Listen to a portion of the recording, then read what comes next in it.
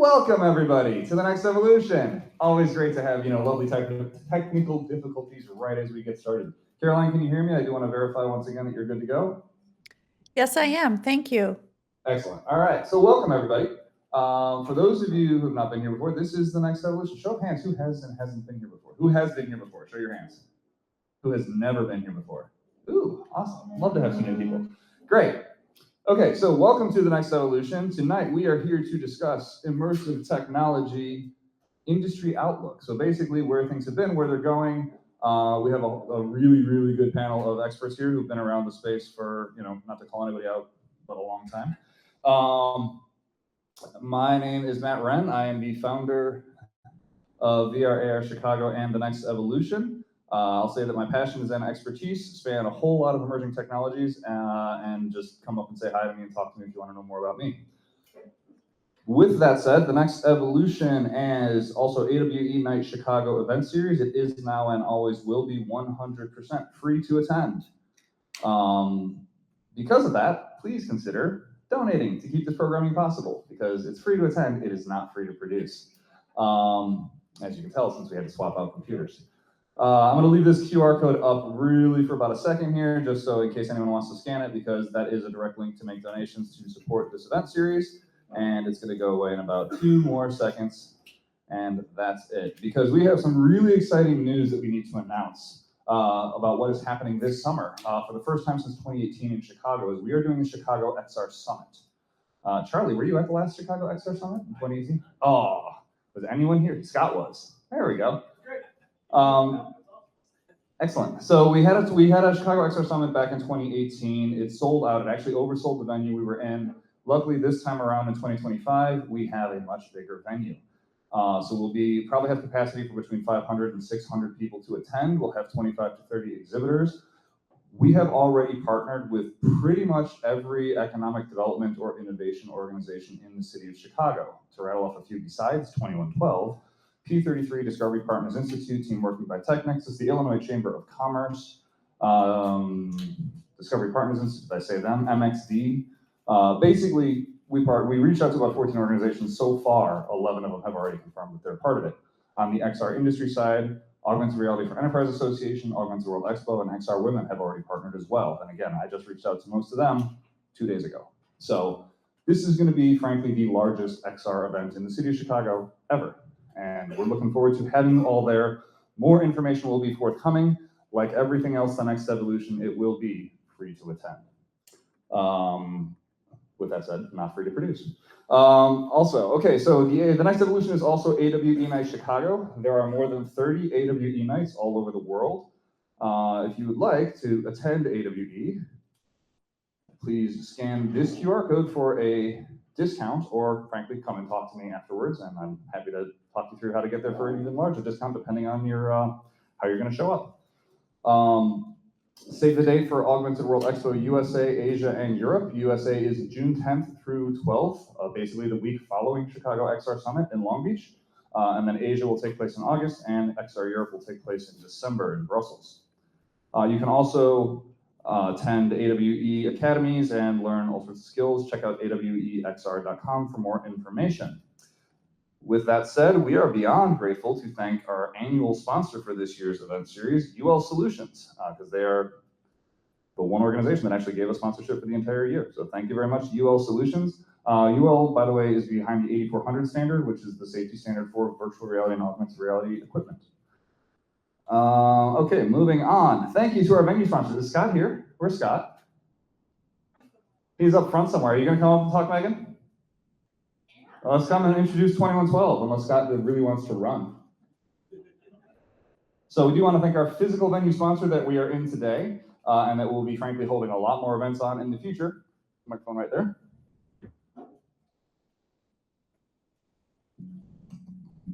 Oh.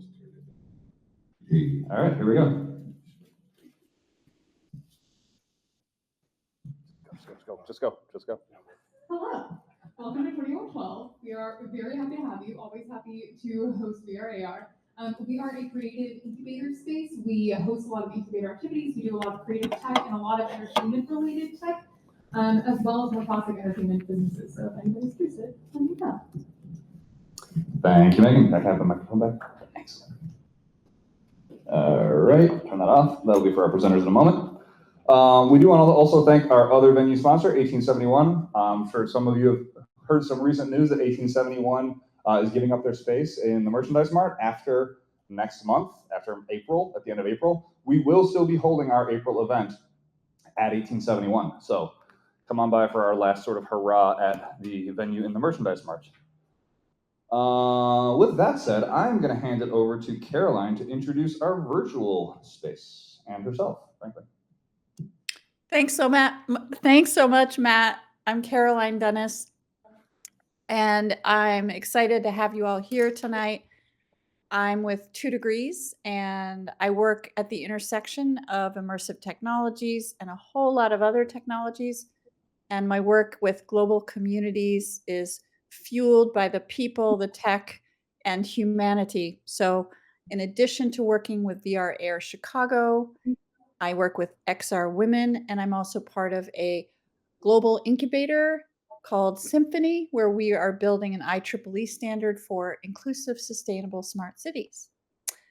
I would also like to share a little bit about XR Women, who is one of our partners here at VR Air Chicago. XR Women has grown to over 1,200 women and allies from over 60 countries. We have put on, now counting at 209 events since 2020. Those happen in a variety of different platforms virtually. And we are a leadership and innovation collaboration. And since then, we've had probably 230 women take the stage. So it's a pretty incredible organization. If you want to learn more, please message me, or I can share some information about connecting with XR Women. Tonight, we are in an environment called Frame, and it's a web XR platform. And what that means is that you can enter this environment on your laptop, on your mobile, or your headset. So it's pretty flexible and pretty cool. And if you're in person and you want to check this out, we invite you to come and visit because it's very cool and it's very simple to get here. So, okay, I'll turn it over to you, Matt. Thank you, Caroline. With that, we also have a lot of great community partners that support these events. So we do want to call out 2 Degrees IO, who Caroline just introduced, the Independent Game Developers Association of Chicago, Envision, and Patched Reality. They're here doing demonstrations, so if you'd like to see their technology, check them out. We also definitely have to thank our beverage sponsors.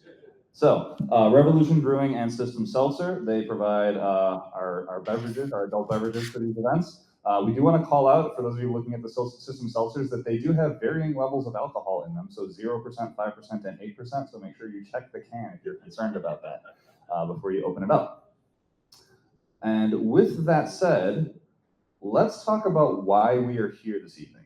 Because at the beginning of this year, we wanted to host 2, for those of you who've been coming to these events for a long time, we generally every month we pick an industry and we focus on that industry.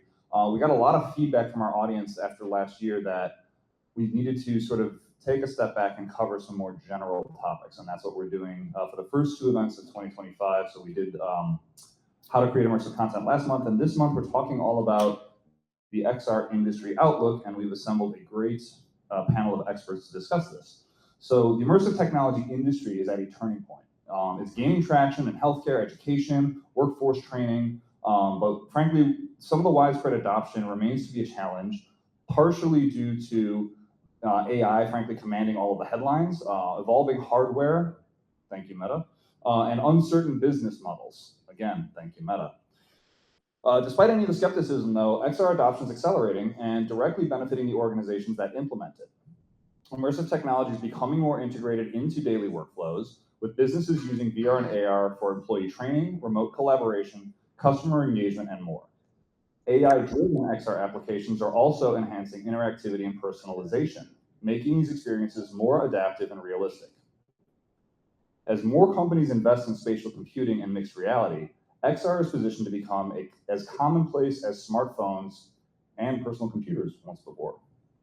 Advancements in AI and generative technologies are making XR content creation easier and more cost-effective, while lighter AR glasses and budget-friendly VR headsets are expected to drive adoption. Businesses are already using immersive tech for virtual try-ons, digital product demonstrations, and remote customer interactions. However, trust and usability remain key hurdles, with concerns over data privacy, cybersecurity, and system integration needing to be addressed, particularly at the enterprise scale. Companies that combine XR with AI and other emerging tools will likely see the greatest return on investment. Looking ahead, the industry is poised for steady growth, but turning interest into widespread implementation still remains the biggest challenge. And with that said, I'm going to introduce our first panelist, who's sitting right up front here. Scott Lynch is a pioneer in immersive immersive storytelling and entertainment, who founded the XR studio Voyeur in 2019. His work combines volumetric video, point clouds, and stereoscopic 360 filming to blend narrative, emotion, and environment into transformative experiences.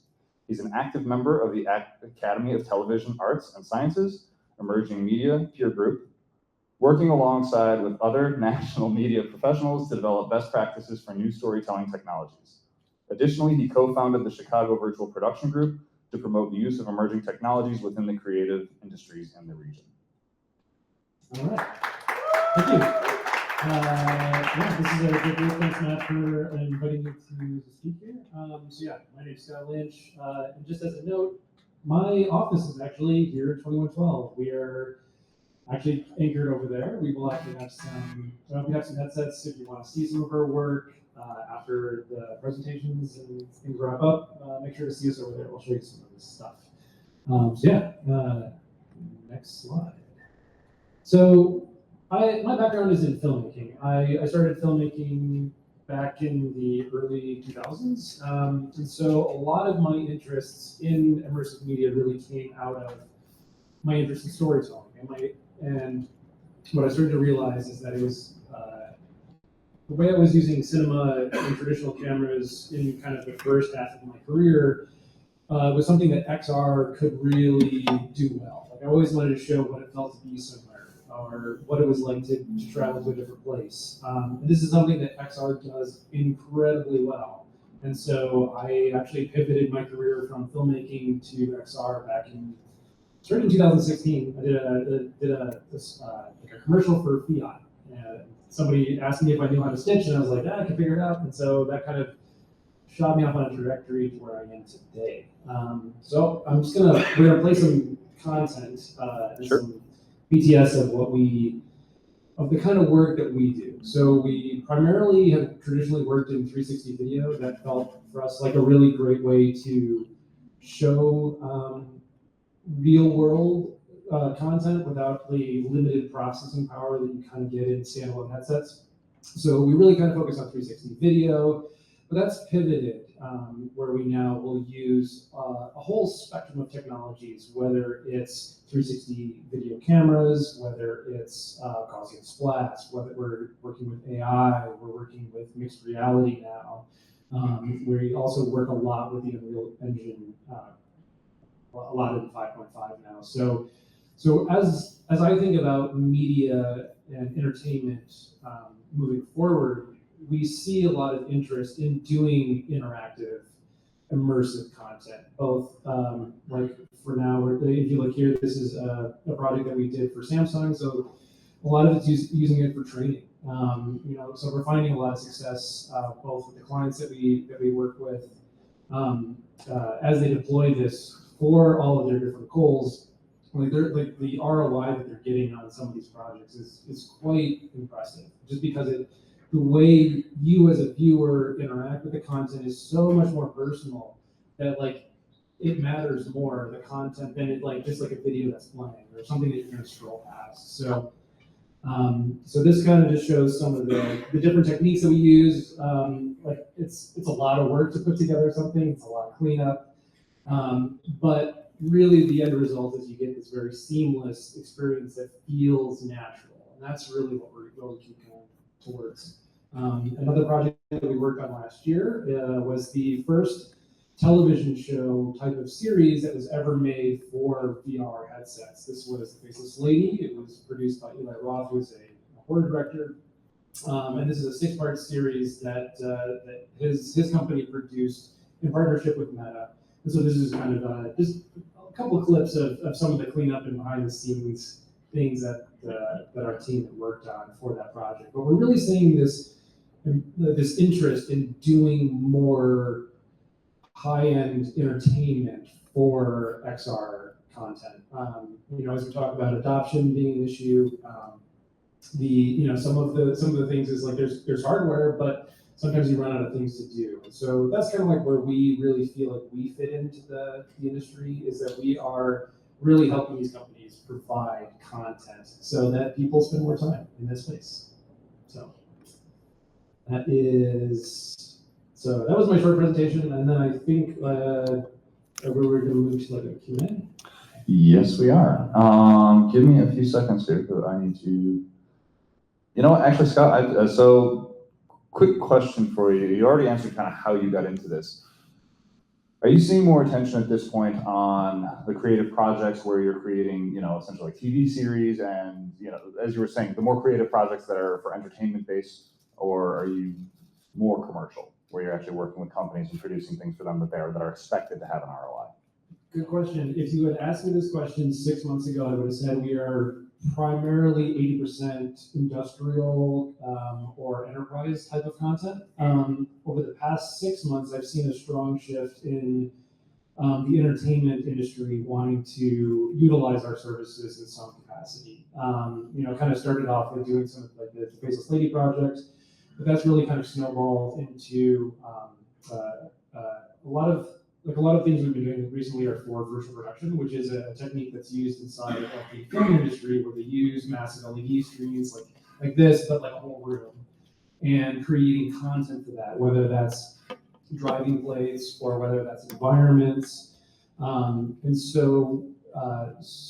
then even this week, I probably had, 3 or 4 different people reach out more about entertainment style projects for this medium. So I think we might be starting to see a shift from the enterprise world, which is generally where the projects were, and it's now starting to shift more into consumer. And then we as a company are starting to shift our focus from just serving the enterprise side of things, and thinking more about sort of direct-to-consumer products or direct-to-consumer applications that we are going to develop internally to then release. We're starting to see that market finally be fertile after 8 years now. Always takes longer. Okay, so next question for you, because again, this event is about industry outlook. Yeah. So where do you see things going? Where, if you had to look forward 5 years, 10 years, what are you sort of expecting? And again, no one's going to hold you to these predictions, but where do you see things going in the next 5 or 10 years in terms of, I'll say obviously specifically the film within VR? Yeah, well, really the biggest impact that we see happening right now is like the impact of AI with like video generation, VFX, and also like customization of that video content for users.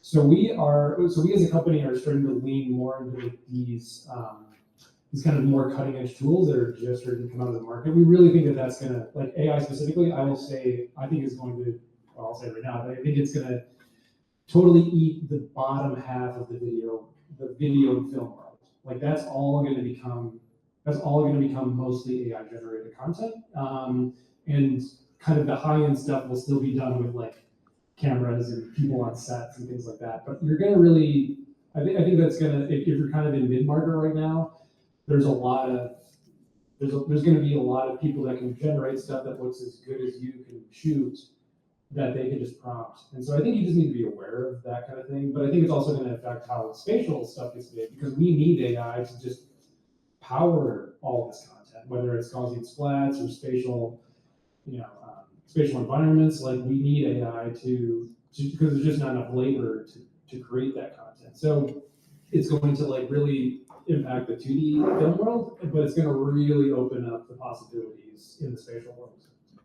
So I'm going to dig in on that question that we just said there, just one, for another minute or so, if you could. Yeah. Let's talk about not so much AI just being used to generate, but AI being used essentially as a tool to aid the manual creation process of editing. How are you guys using that? Well, recently we actually started a new company called, what's it? Yeah. So we started just a brand new company called Local recently, that really is focusing on scanning spaces as a platform. And so we are leaning a lot into Gaussian splats, which are this new rendering technique for capturing real spaces and turning it into essentially really good looking 3D models. Well, that it's not models, but it's representation of 3D space in a way that looks good. And so we are really, so that's powered by AI models. And, so we're really seeing that as like a big part of the future. And we basically started a new company to really just focus on optimizing workflows and platforms for that specific technology. Excellent. Well, thank you very much, Scott. We'll have you come back up for the actual Q&A towards the end, but you're good for now. I'm going to pass it over to Caroline in just a moment. Please, give him a round of applause. Thank you. One thing I am going to say before we transition to Caroline, hey, Ben, I see you over there. Please feel free to come back over here and join the stage presentation. Just kind of watch for people coming in, and I guess if they need to check in, they can. But if you want to come back over here and leave the desk, that's fine. With that said, Caroline, please take it away. Yeah, and Avi, I'd love for you to come up, your avatar, to join us here at the stage. And there he is on the screen, everybody. Avi Barziv has been a pioneer in spatial computing for over 30 years. So talk about people who've been in the industry a long time. He's contributed to major projects like Disney's Aladdin VR, Second Life, Google Earth, HoloLens, Amazon Echo, Frames, and Apple Vision Pro. Now, as founder and president of the XR Guild, he focuses on advocating for ethical XR development and consulting for top companies and addressing key issues like privacy, AI, and immersive technologies' societal impact. So welcome, Avi, so much. So glad that you're here, and I will turn it over to you. And you can turn over and take a look at your screen here to your right and see your slides. Yeah. Yep, welcome. I got it zoomed in. Thanks. Thanks for inviting me. Pleased to be here. That was a great intro. If you could go to the next slide, I'm gonna. Keep one more. That's just a placeholder. There you go. So Carolyn mentioned some of the projects that I've worked on. Here's some graphics to go with that. I've had in 33 years, and this is 1992, I think is when I started. I've had the amazing opportunity to work on some really fun projects, and some of them turned out to be fairly impactful. Just really glad for those opportunities. And one of the things that I like to do is also try to give those chances back to other people. So that's one of the reasons I work on the Guild is to pay it forward to others who could benefit from similar, sort of pay it forwards that I've received in my career as I started. So thank you. So we actually did coin the term spatial computing, at least as applied to VR. It's been used in GIS before, but 33 years ago, we were using this term. And I've had the good fortune to work on all these other projects as well. Keyhole turned into Google Earth, and most recently, the biggest thing I worked on was Apple Vision Pro, which we might want to talk about later. But the HoloLens was also a big breakout, getting Microsoft to really buy into AR. And Echo Frames, if you don't forget, was an attempt to start at the low end of something that's a little more like the Meta Ray-Bans today, something that might just be audio only, and then maybe add cameras, and then maybe add a display later, but start with something fashionable. So that was a really, I think, important way to come at the problem. Do you want to go to the next slide, please? So one of the things I like to talk about a lot is, and I think Matt talked about this a little bit too, is the hype cycle and where all the attention goes. So this is just my attempt to graph what I remember of all the attention cycles. And it's sort of a complement to the kind of Gartner hype cycle, but puts it all in one place. And you kind of get to see that when one cycle is up, the other cycles are down. There's never more than one thing really hot at any given time, but they come and go. So the AI cycle was the most recent one that we went through. Of course, we had the metaverse cycle. And I'm kind of glad that spatial computing didn't turn into one of these giant blown up things, because I think it's a term that can stick around for a long time, but it doesn't need to be hyped. It's just a very descriptive term for the kind of things that we do. But of course, AI is coming down a little bit as people realize that it's not good for everything. And I think that Scott's observation that it kind of blows out the lower 50%, I think is a good one, because if you think of AI as the average of all people put together, somehow it's sort of the collaboration of all of us with or without our consent. You got to remember, if it's the average of all of us, then if you're like a really good writer, you're still going to be above that average. But if you're a really bad writer, it might bring you up to the average. So AI is kind of great for people when they need a shortcut, but it's not great if you're already really good at something. It isn't necessarily going to make you better. It might just save you some time. We're starting to realize that. If you want to move on to the next slide, one of the things that comes up just in terms of industry outlook is, what's that going to do? Like, how are we going to deal with this? And we've been through this before. This is not new. The printing press was incredibly disruptive to the prior industries, and it took hundreds of years, but eventually, hopefully it doesn't take hundreds of years. Hopefully we're talking about on the order of hundreds, maybe a couple dozen months. But eventually it led to a set of rights that people had. The authors had moral rights, there are publisher rights, purchaser rights. All this stuff got worked out. It just took a long time back then. And hopefully we're going to spend a little more time figuring out the right way to handle this so that people are not abused, so that creators are actually valued and rewarded. And it's in the AI companies' best interest to not be stealing content, because they're going to need more of it. They're going to need people to create more stuff.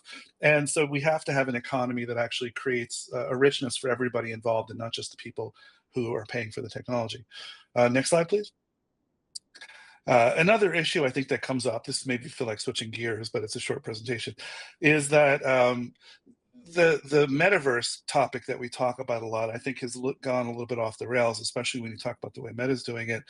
There really is a key difference between what they think of as the objective reality that everybody shares and brings in all sorts of bad actors, and a consensual reality which is more like this. Like, people here who might misbehave are going to get kicked out. There's rules, there's ways that we behave, but you don't see that in large groups. So this is something that we're going to have to grapple with as an industry, to come up with standards of behavior that can apply, and we're not really ready to do that yet. That's a good reason why the metaverse has not really taken off. I'm almost at the end of 5 minutes, so we'll go breeze through the last two slides. If you can go one more. Next slide. I set a timer for myself. So really what we're trying to build here is the idea that we can put UX anywhere. The world becomes our canvas for being able to put UX. And one of the most important qualities of that, if you go one more slide, and this will be my last one, is that it really fosters collaboration. I mentioned AI is essentially a collaboration among many humans, voluntary or not. What we really want to enable is collaboration among humans with AI as an adjunct to that. So we should be thinking of ourselves as being in these custom spaces with other people, and with AI helping out, and with awareness of what our kids and our pets are doing. And this is really the vision for where, sort of in terms of industry outlook, of where all this stuff is heading, is a full virtualization of reality, but it's a layer on top of reality. We're still grounded in reality, but we get to bring in all these extra things, all these really cool tools on top of it. But we're still human at the end of the day. We haven't lived in the computer. We're not uploading ourselves. We're just making our lives better, and that's the goal that I work for. And so at some point, I'm sure we'll talk about the XR Guild and how that might play into that. But that's all my slides for right now. Awesome. Thank you, Avi. So I have to ask, since you have talked about and you've been working in the area of privacy, and there is such a need for governance and for transparency, I'm curious about if you have any thoughts about utilizing decentralized economies like blockchain and others. And I know that some of that is still nascent, but the foundational concepts around those are that they can incentivize a governance in a way that enables people to have a voice, and to have it just has a lot of that potential. So I'm curious about if you've ever, what your opinions about that is. Yeah, I mean, I have a lot of opinions on that. I think that the first thing is just that these are good ideas, but they've had really crappy implementation in technology. So whoever has been implementing things like wallets, crypto wallets, should be fired because the things are unsafe. They really are not appropriate. The fact that somebody can come in and steal all your stuff by clicking on one thing is just that's just negligent. And that's true of a lot of the design of a lot of these crypto systems is they really were built with good ideas, but really not very good technology, not the least of which is the fact that that proof of work will eventually consume all the energy on the planet if you follow the trend. So we have some better technologies now. We have proof of stake. We have other things that improve it. But the goal of decentralization is a good one in that we should take the power back from these massive tech companies that are controlling everything and have more control over our own data, have more control over the choices that we make.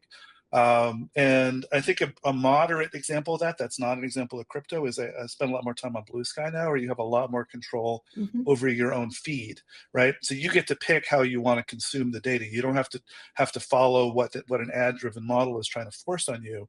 You still wind up doom scrolling these days, but that's a separate issue. You do have a lot of control, but it is still somewhat centralized. Places where decentralization really matter are the places where a company can either go out of business and take all the data with them, or potentially sell the data. Like, for example, 23andMe we're talking about them being bought. What happens to all of your private DNA data when somebody buys them? Who buys them? Is it going to be private equity? Who knows? And so you really want control of that. But you don't want to be putting really private data out on a public blockchain. That's a mistake I think a lot of people make, is to say, we could just encrypt it. It's not going to work, because any encryption that you use today can be broken in 5 or 10 years, and that data will never go away. So we have to be really, really careful about the tech that we use. Sorry, that's a little bit of a long answer, but there's lots of nuance there.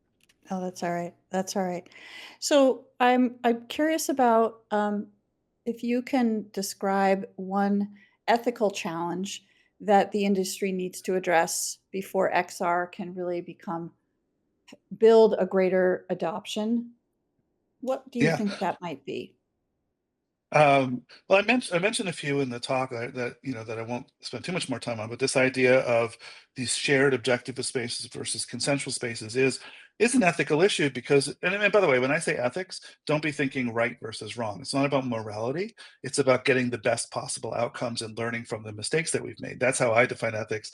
And we should learn that throwing a bunch of strangers into a room with no rules doesn't work, right? That's an ethical issue. Do we keep trying that, or do we learn from it and try something new?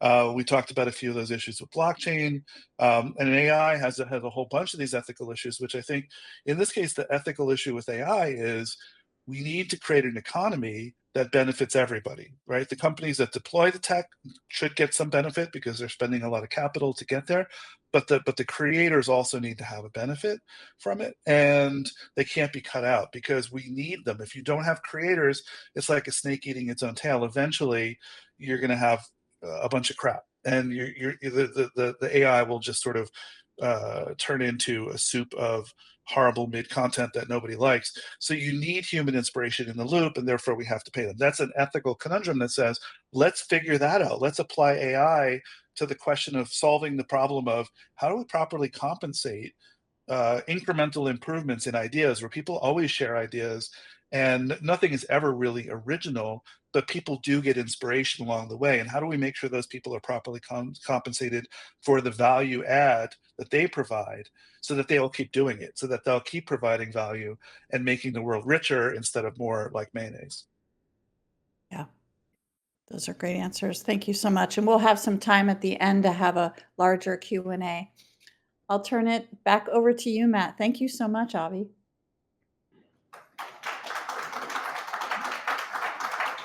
And thank you, Avi. I always love working with people who present a lot because they're watching their own clock. It's great. It's kind of odd.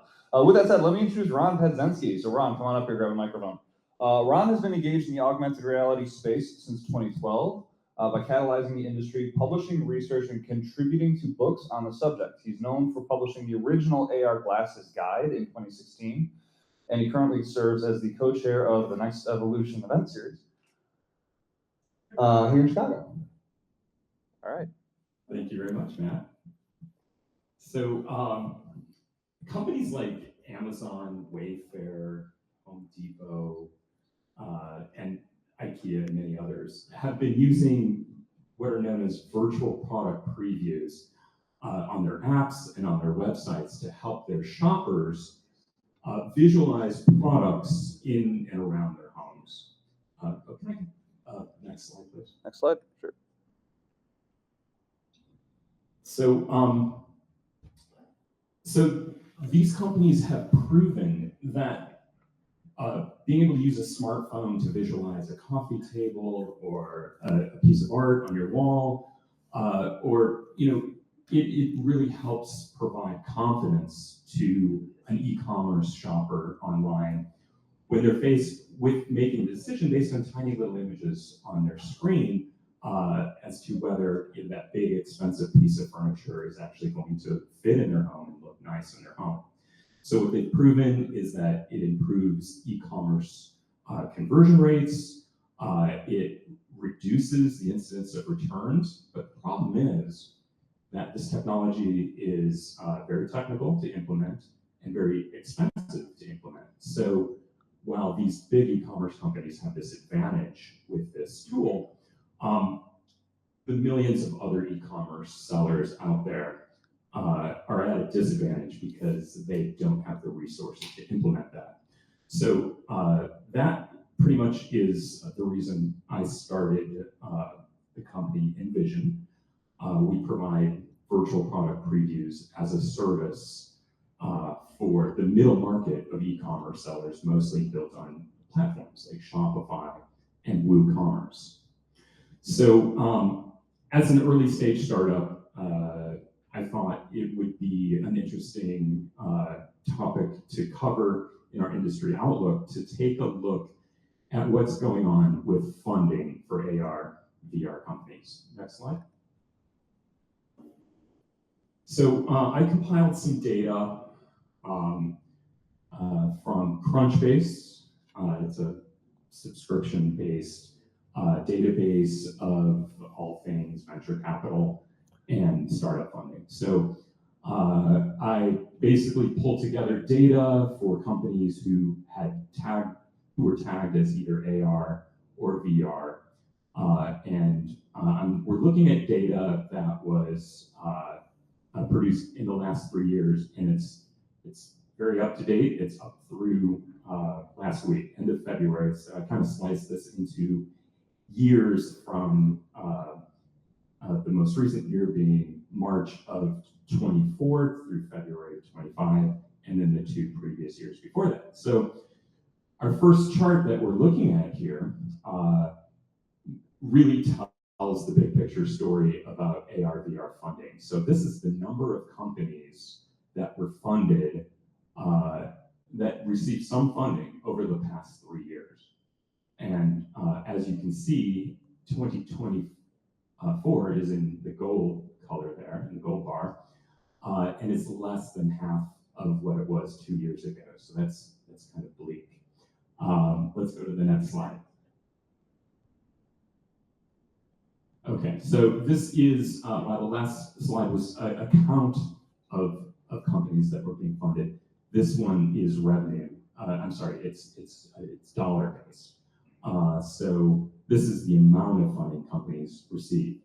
Now, this would look a lot like the previous chart, except that in 2023, Magic Leap got like $580 million in debt financing. And so that's built into that red bar. If you were to take that out, you'd have kind of the same trend line across the last 3 years for the amount of money that's being invested in AR, VR, so equally. Next slide, please. So I know this is probably hard to see for most of you, but what this is a breakdown by funding type and or phase. So that same Magic Leap event is actually visible in the second bar from the right, where you have that very tall red section. So that's much of that is represented by Magic Leap. But I think what's most interesting about this slide is on the far right is what's known as Series A funding. So typically a startup gets pre-seed funding and then seed funding and then if they're proven to be viable, they go on to earn an A round. And then after that, there's B, C, D. Eventually, there's either an acquisition, liquidity event, or there's an IPO. So, but what you typically see is B, C, D rounds get bigger and bigger and bigger. So what you would expect to see is more money in the B, C, D rounds than the A rounds. But what we're seeing here in this chart is that A rounds make up the majority well, not the majority, but more money has been invested in A rounds. And that could mean a few different things. That could mean that it could be a maturity thing. It could mean the AR/VR companies have not yet progressed to B, C, D, E rounds and liquidity events. But it could also mean that they've been unable to because there's not funding available to them, or perhaps they have not proven viability to progress farther, and many of them may have flamed out. I don't have the information to come to any of those conclusions, but any of those are possible. Okay, let's go to the next slide. So also I understand that you're probably not going to be able to see this, but what this is the Chicago snapshot. And these are all companies that have AR, VR in their industry description, but upon closer look, I wanted to stay true to the data, but many of these companies have nothing to do with AR, VR, and I don't know why they had that tag in their description. So we've got like Sure People, DigsFact, NanoPattern. These companies have nothing to do with AR, VR as far as I can tell, but I left it up there. But others, we've got some alumni from Bundlar in the room. I know that. I know we have people from Omnia in the room.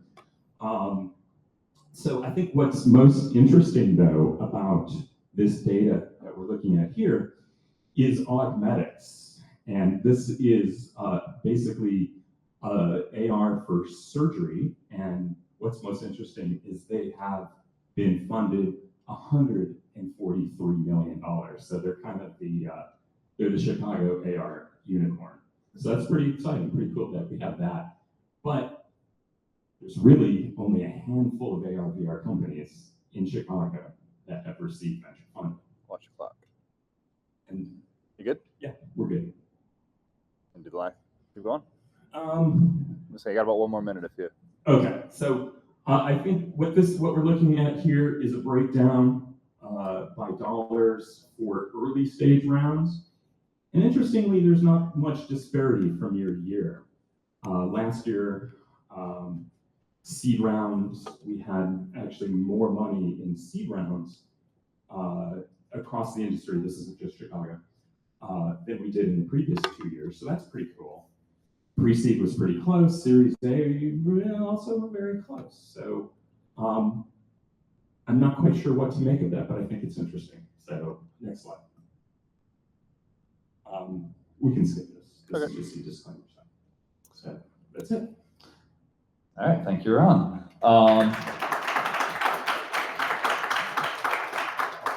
We got time for 1 or 2 quick questions here, so I'm gonna. Let's see. I gotta be choosy about this one. Let me start. Actually, let's go back a little bit. You've been involved in AR for a long time. You kind of started since 2012 even. So I guess the question I have for you is sort of looking back from there till now, at least.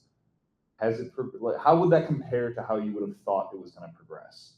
Talk about where you would back then. Where did you think it was going to go? What's the comparison? How's it going? Well, I think anyone who's been around this very long knows that ubiquitous AR VR is like 5 years out, 5 years out, 5 years out, 5 years out. And so it feels closer than ever. Is it still 5 years out? Maybe. But it just seeing all the big companies pour billions of dollars into research and development in this space is super meaningful. And that's not something we were seeing 10 years ago or before that, or certainly even 5 years ago. There weren't billions and billions flowing in. Okay, so I'm gonna jump in here really on a very Chicago specific question. And I'm gonna throw my own biases into this question because I've been there and I've done that a little bit. And I know you're in the same position now that I was a few years ago, which is that Chicago is really not a good city to try and start a tech company when it comes to getting venture funding. It is publicly known to be difficult here. With that said, Chicago also has a very good reputation for being a very successful company when it does make investments. So we're very good at betting on sure things. We're really not good at making a lot of risky bets. Given, frankly, some of the evidence from immersive technology solutions that are out there right now, what do you think is the path for Chicago specifically to start making the investments in the technologies that are already proven, that basically these are sure things. These are bets that if, we have examples of other companies that have done this around the country, around the world, they implement this stuff, it has a massive return on investment. Scott alluded to that a little bit before. You see this stuff and the ROI is just crazy. So how do we get there and how do we open Chicago up to that? I don't see how that culture is going to change here in Chicago. I mean, if you're fintech or healthcare tech, you've got a much better chance of getting funded here in Chicago. I think our best bet is that Chicago area companies are able to get funding from elsewhere and still stay in Chicago. And eventually, as those companies succeed, as you said, Chicago investors bet on sure things. So it's not until we become sure things that they're going to start jumping in on that. All right, thank you, Ron. We'll have you back for the Q&A at the end here. But with that said, I am going to hand it off to Caroline. Yeah, go ahead. Sorry.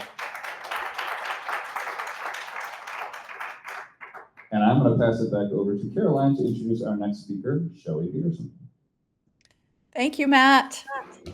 Shelley, if you want to join me up here on our virtual stage. Yeah, come on up. Let's see. Where are you, Shelley? Oh, I want to make sure you're here. Oh, there you are. Hi. Welcome, Shelley. Thank you. Yes. So Shelley Peterson is an XR industry pioneer and thought leader. She highlighted by Microsoft CEO Satya Nadella for her work bringing mixed reality into aerospace to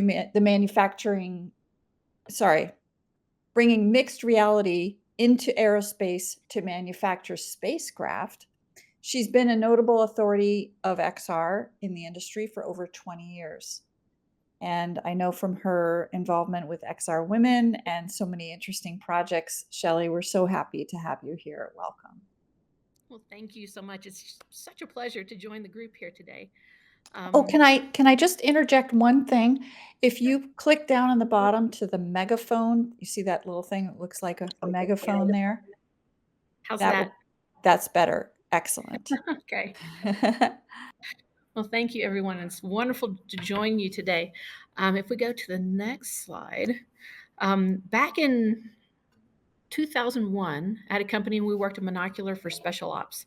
And it was kind of a precursor or had elements of mixed reality or augmented reality. And then I worked for Lockheed Martin for a while on spacecraft, and I just had so much fun with both of them. I eventually thought, well, why don't we combine the two together? So around the 2016 timeframe, this is the first activity, one of the first activities that we ran out on the shop floor. This is the forward bay cover on the right-hand side for Orion, which goes up to the moon. Here on the left side, you see technicians talking through what they're going to do when components show up at our facility in Waterton. Let's go to the next slide. What we found was that there's definitely an ROI in this industry space. without getting into all of the details, we were basically using augmented reality to identify the location of fasteners. And if you look at the silver flags across the top, this is the savings that we saw in touch labor.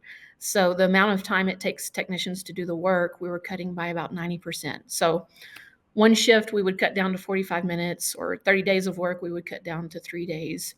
So we definitely saw that the ROI was there. Let's go to the next slide. So now, one of the things that I do is I help companies figure out how to bring the technology in to make use of it. And I help companies who supply the technology with advising what we can do to make it more effective for those companies. And then more recently, governments have been asking questions. There's labor shortages across the board in almost every industry space. Here you see how Canada is stating that 2/3 of contracts they've turned down or they've lost due to a lack of workers. Let's go to the next slide. They actually reached out a couple of years ago, and one of the things that they told me was that half of their aerospace manufacturing technician positions in Canada are unfilled. They said, what do we do about it? Do we bring in robotics? Do we bring in AI? Do we bring in XR? How do we solve this challenge? We're probably not going to have enough people.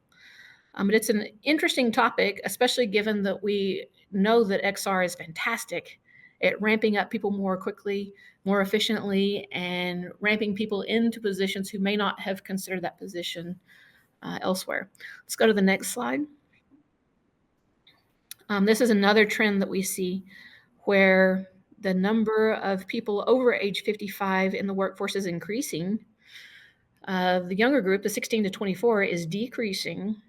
So this is something that in the Department of Labor conversations I end up in, they're looking at metrics like this.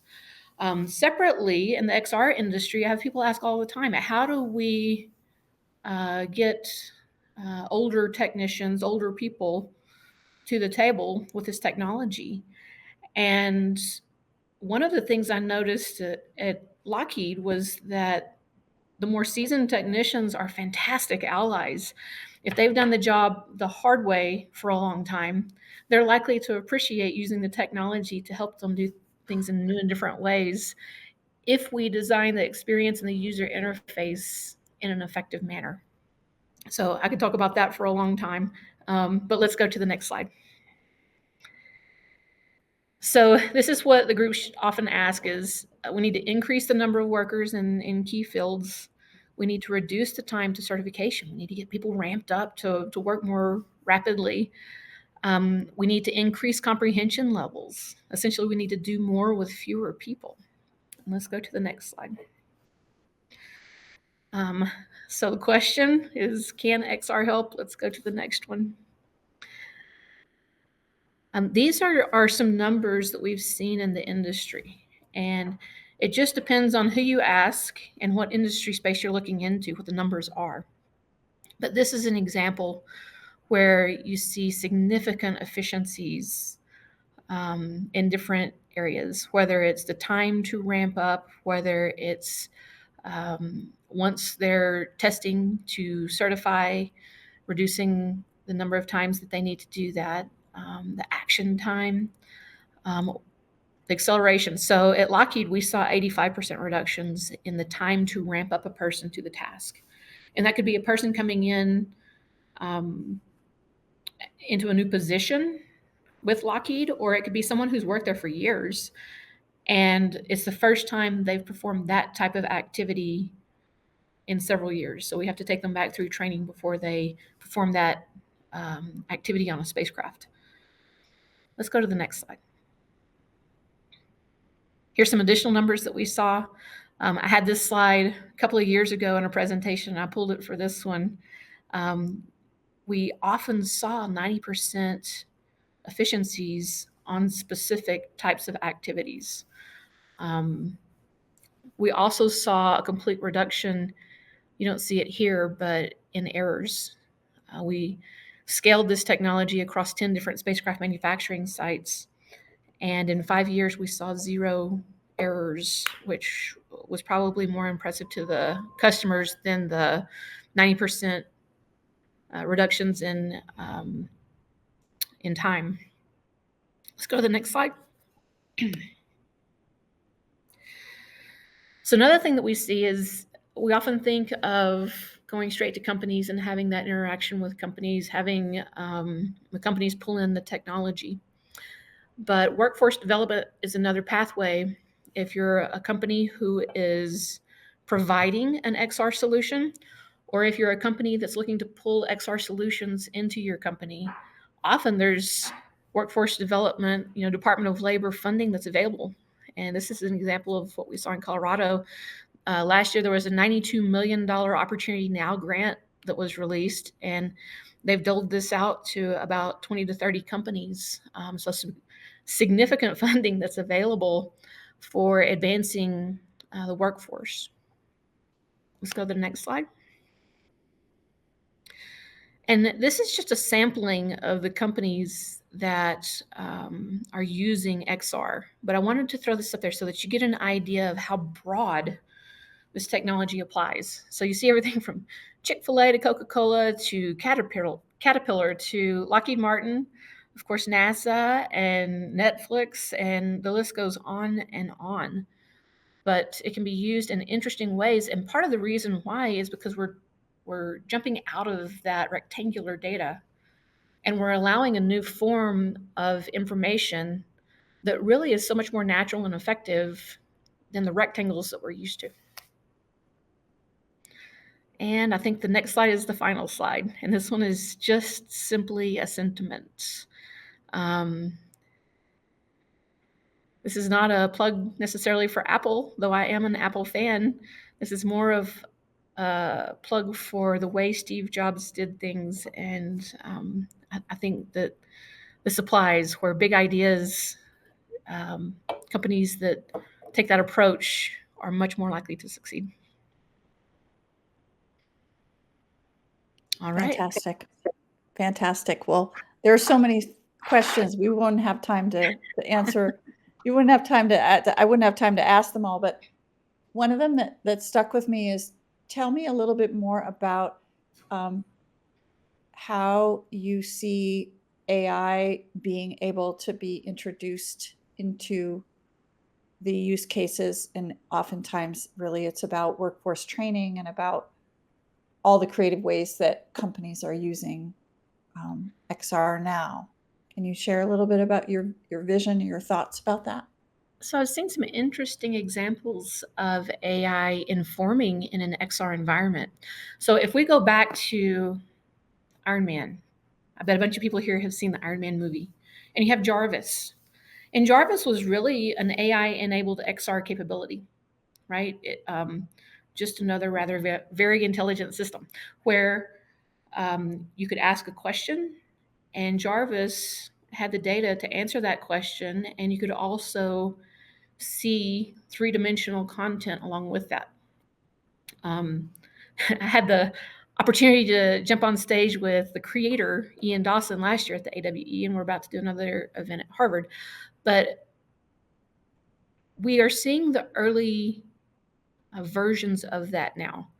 Ian and I actually went to see a co-pilot with XR and AI-enabled capability. And the first thing he said is, it's like Jarvis is becoming real. We were standing in front of an ATV, and you could ask questions. So I just walk up and I say, where's the fuel pump and how do I change it? And it overlays on the actual ATV where it is. And then it starts walking me through the steps to remove it and then the steps to reassemble it. And it wasn't pre-fed in, it was the work instructions that they pulled in, in a true AI path. So, that's very interesting. And then we get into the conversations of, we don't want it to be completely generative because sometimes it can hallucinate. But if it's deterministic enough, meaning for a procedure like that, if I ask the question, I want it to give me the same answer every time I ask it. So we want that deterministic approach. There are organizations now who are looking at that fine balance between AI, generative AI and deterministic AI so that we get the types of answers that we need in those types of situations. Right. So you've done a lot of work in the manufacturing and aerospace, and now working with the Department of Labor and Workforce. How do you see the changes in hardware as they have evolved, and what will stick? Because I think there was a lot of people who believed that, the higher priced devices were going to be the ones to sustain in the enterprise and the commercial settings. But tell me about your thoughts on that, because it seems to divert depending on where you're talking about in terms of use cases and industries. So right now I have a number of companies who reach out to me, and they're in a little bit of a panic mode because they've built their architecture to depend upon a certain type of technology, whether it's a HoloLens or another type of device that may not be around or as available in the future.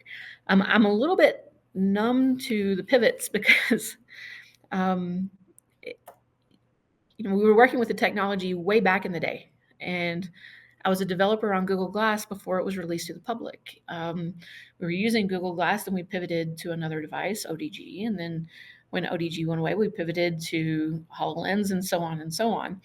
So one of the areas where I help companies is in the architecture of determining how you plan and how you future-proof your path. Can you develop in a manner where if you need to pivot to another device or another platform, can you do that efficiently?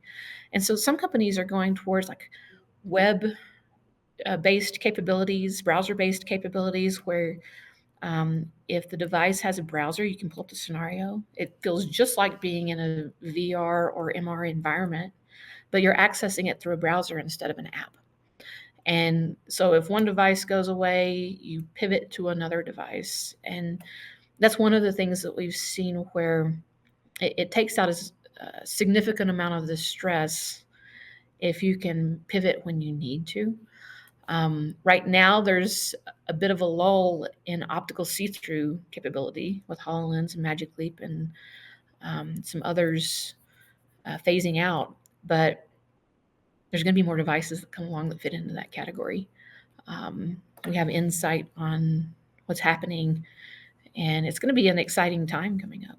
So my recommendation to groups is to architect with a mindful approach and the ability to pivot if you need to. Great. Thank you, Shelley. We'll have Thank some you. time again at the end for others to ask questions of Shelley Okay. and Avi. Thanks. Back to you, Matt.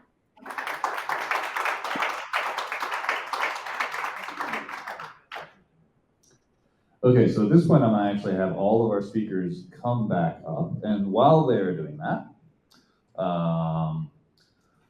we definitely want to talk about the fact, like everyone else, again, we mentioned this at the beginning at the top of the show, I'm gonna bring it up again really briefly here. Like any other organization, we hate asking for money. Plain and simple, we don't like doing this, but as a nonprofit, we need to prove the value of our program. And so our goal is to keep this event free and accessible to strengthen the XR community. So the questions that I'm just gonna kind of throw out at you folks is, did you find value here? Do you find value coming to this event? Consider what you gain from this event. First of all, look at our panel of experts. We have people, Avi and Shelley and Ron and Scott. These people have been doing this for anywhere between 15 and 30 some years. Like, these are the folks who've been around for a long time. So did you learn something new? Have you made a business connection here? Actually, for those of you who've been to these events before, raise your hand if you've made a business connection at this event previously. Thank you. If you've experienced some cool demos for those of you who are newer, if you've seen something or gotten an introduction to immersive technology. I had a really cool experience last month in that one of our presenters was talking about the fact that her introduction to immersive technology was at one of these events a few years prior. She's like, oh, I was at this event at 1871, like 7 years ago, and now I'm teaching this at DePaul University. I was like, that was this event.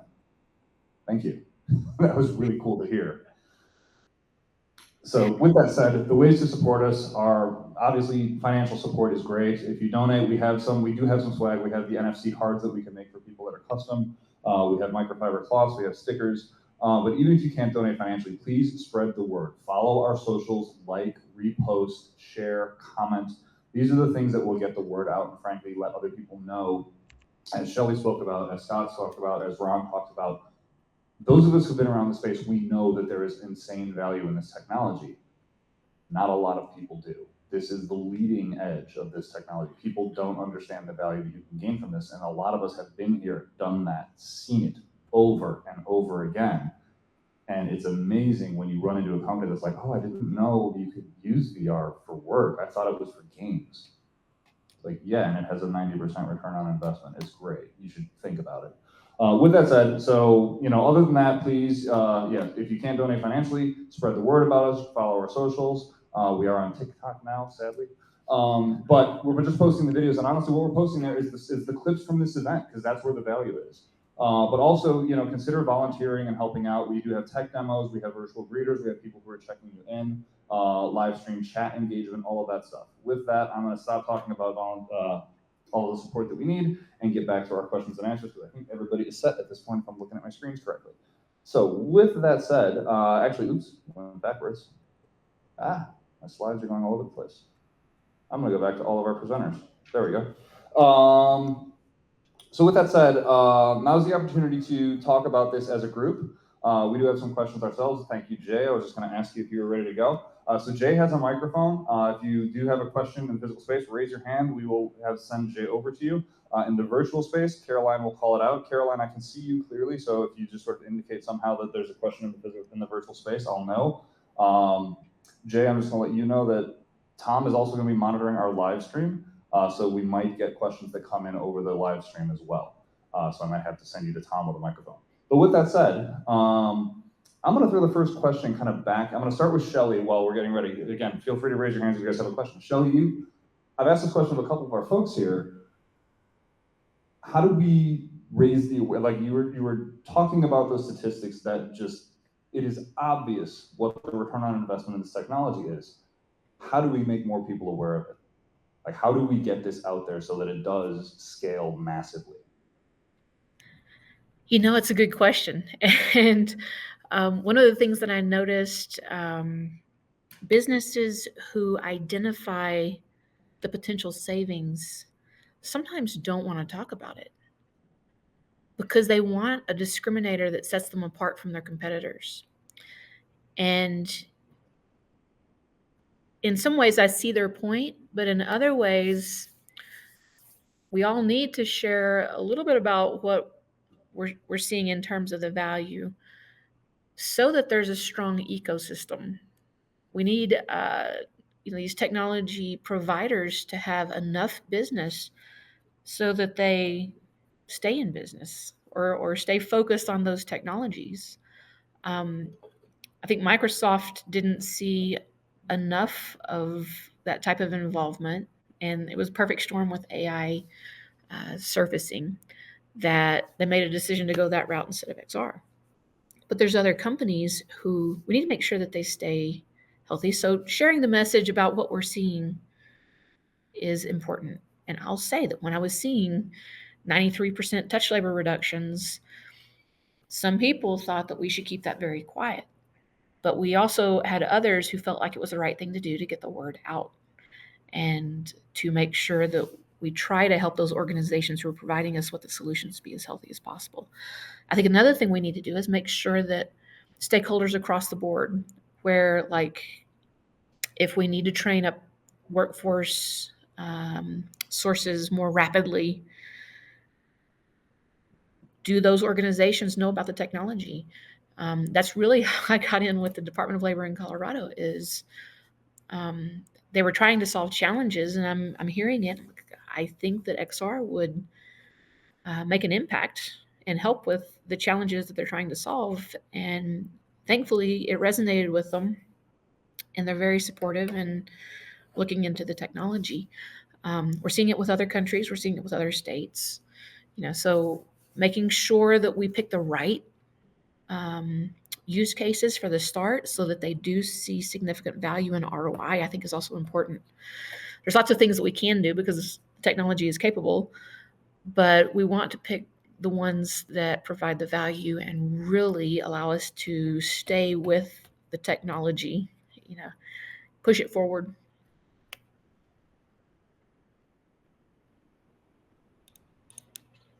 And the rest of you guys, feel free. At this point, the Q&A is open, so you guys feel free to jump in on each other and talk. Go ahead, Ron. Yeah, so I thought Shelly did a great job covering that from the industrial perspective. Maybe what I can contribute here is consumer perspective. So adoption by consumers, it's going to take use cases, meaningful use cases, it's going to take strong content, and it's going to take social pop culture influence. And I don't mean necessarily on TikTok. I mean, when you're seeing characters in movies or on TV shows who are kind of naturally, using as part of their life or whatever, not just as a sci-fi crush. I think a mix of those things are really what it's going to take for it to be widely adopted by consumers. In fact, I would add to that. I think for a long time we've struggled with XR technology being a very, at least perceived as like a very isolating experience.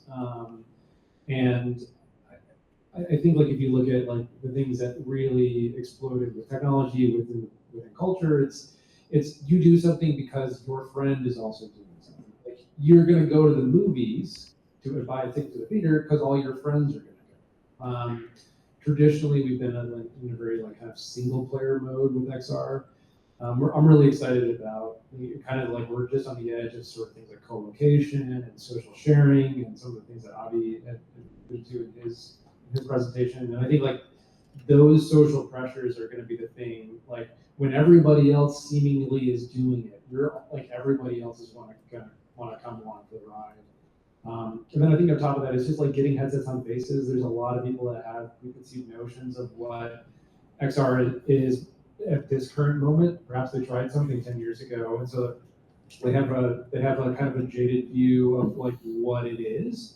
And still to this day, like a lot of the presentations are like when we do showcases and show people the technology, still like 80% of the people that come to like our booths have never tried a VR headset. So I think there's just like a really just lack of personal knowledge of how this stuff works and what it is actually. Yeah, I agree with most of the things that have been said. I think that, I don't know, did you want to go on to another question or you want me to answer this? No, go ahead. Go ahead, Avi. I think Scott's question made some really good points at the end there. I think that it has to be socially acceptable. We are more likely to see the minimalist end of XR pick up before the maximalist end. The minimalist is the glasses, like the Meta Ray Bans, things like that. It is going to be much more popular because you can sell millions and millions of those, and developers will only come when you have millions and millions of potential customers, not when you have 100,000 customers. That's great for really expensive niche kind of solutions like medical and military, but for the really broad solutions, you need millions and millions of customers. So it's going to really start a little more at the low end. And the big mistake we've made, I think, across the board is XR there's a really high bar for a great XR experience. You need to have all sorts of things working for co-presence to be good. Really good spatial audio, really good avatars or personas, all that stuff is really important to get right. That's expensive, so you can't expect to sell millions and millions of those units to start with. So what you need to start with is a two-pronged approach. Start with the minimalist end, that you try to reach everybody with a little bit of tech, but it's very accessible and socially acceptable. And then you start at the high end as well with a small number of units, but highly targeted solutions that are really prove their value. And I've been in these big companies that I've been, one of the early teams trying to convince everybody what to do. Believe me, the companies should know that. This is not rocket science. They should know that when something costs $4,000, you're not going to sell 10 million of them, right? It doesn't make any sense. So they should know that going in. And the only thing I disagree with, I think Microsoft, the big mistake they made was turning it into a cult of personality instead of trying to solve user problems. They centered it on one person who turned out to be somebody that had to go for a lot of reasons, and then jettisoning that person jettisoned and killed a lot of the whole program. So don't make that mistake of put all your eggs in one basket and stand up behind one person if you haven't vetted them.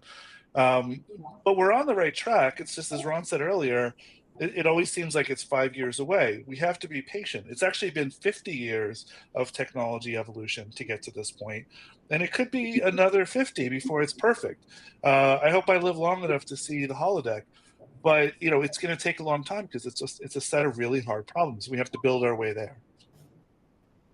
All right, before we get to the in-person question here, I'm going to throw a few cents just because you guys frankly drag this out. The one thing I'll say, I've been saying this since 2016. I think business use will drive adoption. I don't think this, consumers are clearly using this technology more than anybody else at this point, but I think at the end of the day, when this becomes a massively adopted scale technology, that will be driven by business use and then transition into things like education in the home.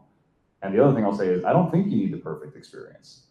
I think very, very simple, very small, very easy solutions that don't even have to be perfect. And again, I'm going to throw this example out here. I do it all the time. Gorilla Tag. Probably one of the ugliest games that was ever produced in VR, but it's also one of the most successful. It doesn't have to be perfect. It just has to work.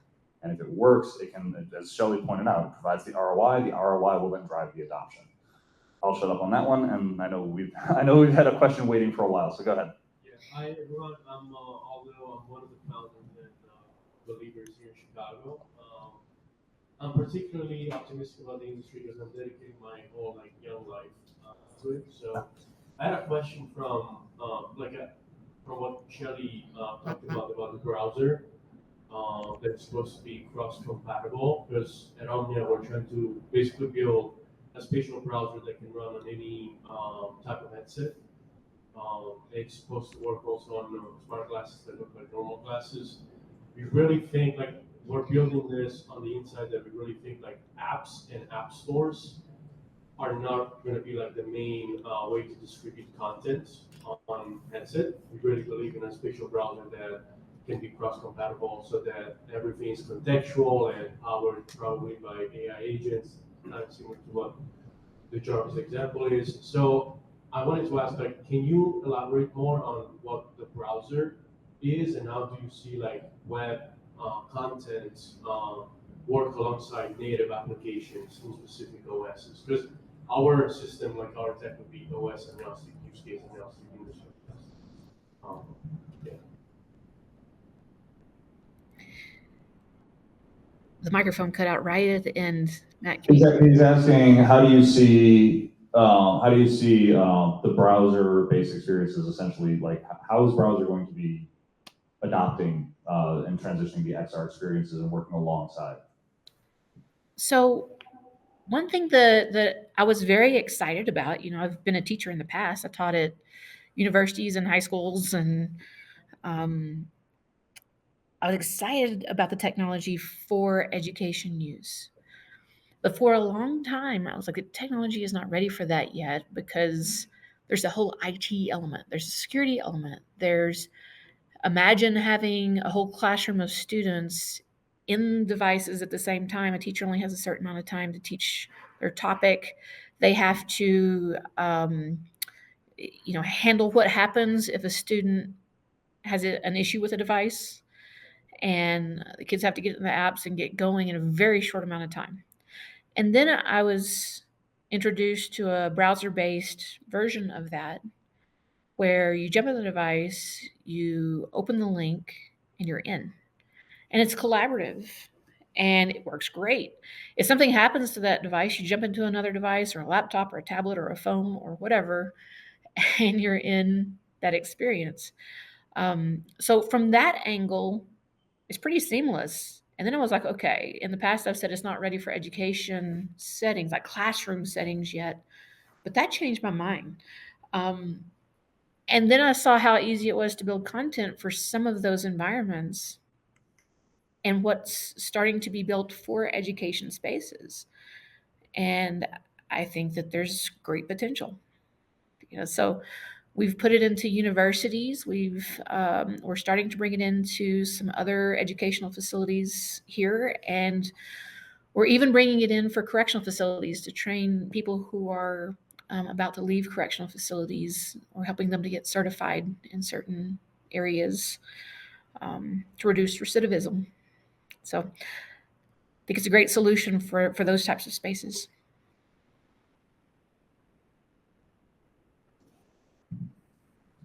I can add to that a little bit. I mean, I'm experiencing this through a browser right now.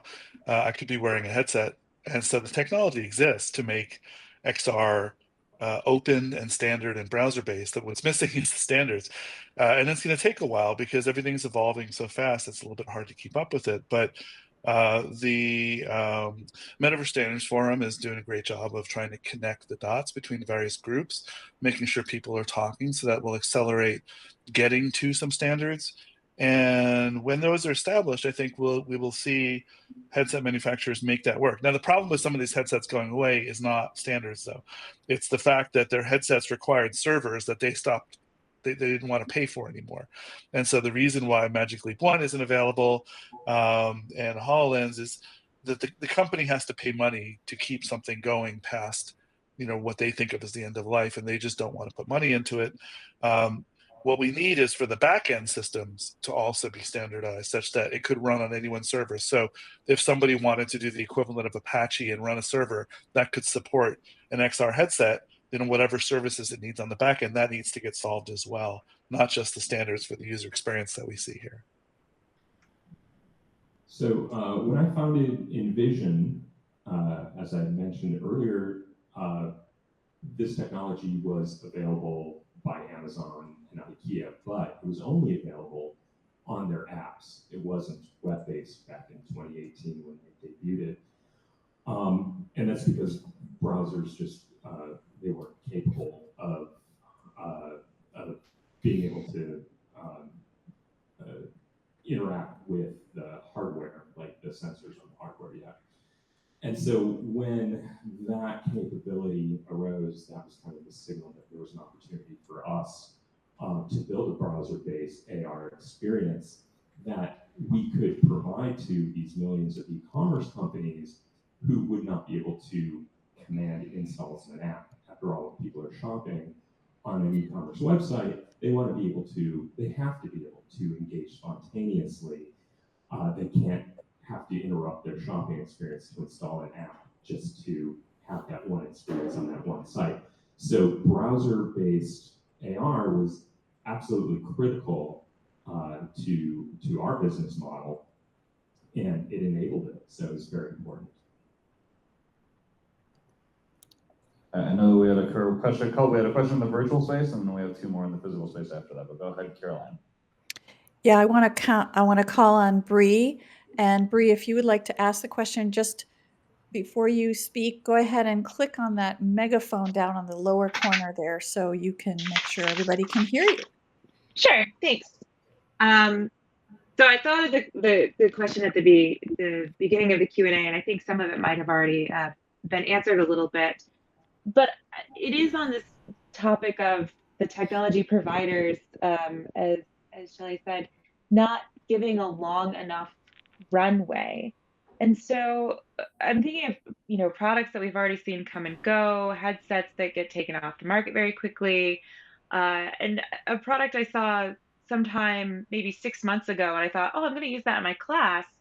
But by the time the semester rolls around and my class rolls around, the product's no longer supported. It's dead, right? And so I can't even introduce people to it. And so what I'm thinking is, how do we, instead of all the sort of early, VC investment for things to be hot and quick, how do we encourage folks building out technology to create more sustainable systems, to have a longer runway, so they're not always hitting the early adopters all the time, but they can get to that more sustainable part of the adoption curve that would provide some revenue?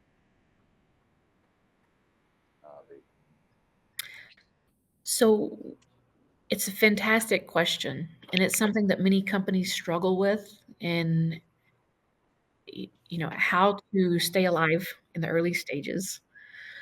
I try to assist some of those organizations from an external angle, in trying to figure out how to help them get to a scalable solution more quickly. That's one of the reasons I think that workforce development is a fantastic pathway for some companies, because, for example, in Colorado, they want solutions that they can run in Denver and Colorado Springs, but then they can scale across the state and then scale to other states. So by design, they're trying to scale. And that's different from going into a company with a solution where if that company succeeds with that solution, they're not necessarily motivated to scale it throughout their industry. So I do think that we need more of that type of involvement within the states, and organizations that can help with the process to scale the technology where it makes sense to.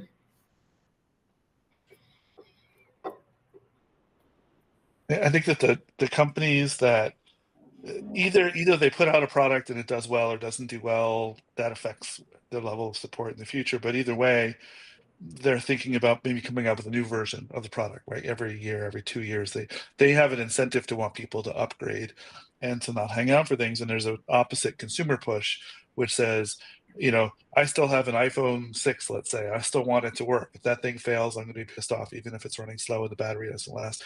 So the companies are between those two boundaries. And you see a company like Apple that does support their products going way back. They do end of life their products, but usually the product stops working long before they stop supporting it. And I think it's the onus will be on the companies to listen to consumers when consumers say, I need this thing to have a 10-year lifespan. I can't sell it. I can't sell it to my customers. I can't use it in my classroom unless I know that I can use it for that long. I don't want to replace it. The companies need to be aware that that's a consumer demand and they need to support it. And in many cases, they may need to open source, like I said, the back end, whatever expenses they might have could be then taken over by people in the open community, who will then run them on their own servers so that the company doesn't have to own them. The security updates as well. That's usually the sticky point, is the company has to be able to say, we are no longer going to provide security updates for this product, even though it may become vulnerable in the future. And they sort of feel like right now they have an obligation to keep putting out patches, and that costs millions of dollars. I think they have teams that have to keep churning on these things and putting out software, so that's an ongoing expense that they don't want to have to cover. No? I'll jump in on that. All right, go ahead, Charlie. Just talk into it, it'll pick up. Okay, all right. So so this is an industry outlook session, and I've been to many of these over the years. And if I was at the state of the car industry, and I was able to Google how many people get sick in a car in 15 minutes, and it comes back 40 to 70%, that would be an issue in an industry outlook. Like, how are we going to solve that? Half the people who use our product get sick.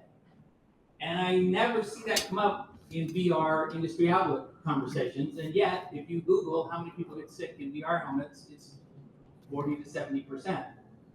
Now, if that's 10%, if 40 is too much, even at 10%, that's still a lot of people not using your product because they get sick. I happen to work with a creative partner right now, and she can't use a VR helmet because she gets sick immediately. So it's one of those issues where half of my team is unable to use it. So I'm just curious, is that even a consideration when talking about adoption into the future when people have a hard time physically using the product as it currently stands? My thoughts on that are, I've started to see a lot better improvement of comfort levels with mixed reality. I think that when you feel grounded in your space, that you definitely are able to be using the spatial technology without having that issue. In fact, I think actually some of it has to do with the design of these devices. One of the things I feel like Apple made a misstep on is it's a very it's a pair of goggles. It totally kills off your peripheral vision. And in fact, someone who has for myself, someone who works in a headset pretty much 10 hours a day sometimes, comfort is, although I don't get that sick, what I've noticed is like I like to have a headset that I can fold up. That I like a headset that isn't closing up my peripheral vision and like using a gasket. I want something that just gives me a little augmentation here, and I want to feel it like it enhances my environment, not separates me from it. And so that I think is like a big design flaw that like most everybody that works in the VR space has continually made that problem, and they haven't really spent time or enough time in the headsets to like be like, oh, but maybe I don't want to be completely closed off. So I think like the mixed reality thing, even like video capture, I think that's a big step forward. You get those cameras better, you get the rolling shutter out, you know, and I think the comfort level like percentage goes way up. I'm also going to challenge that AI assumption that 40% get sick in a VR headset. I mean, we've introduced the technology to lots and lots and lots and lots and lots of people within our spaces. And I don't know if it's the way that the experiences are developed or what experience they used when they came up with that number or what time frame they came up with that metric, because today the technology is better than it was 2 years ago. But that seems like a really high number to me. But it is something that we do have more considerations in VR for than we did with optical see-through devices.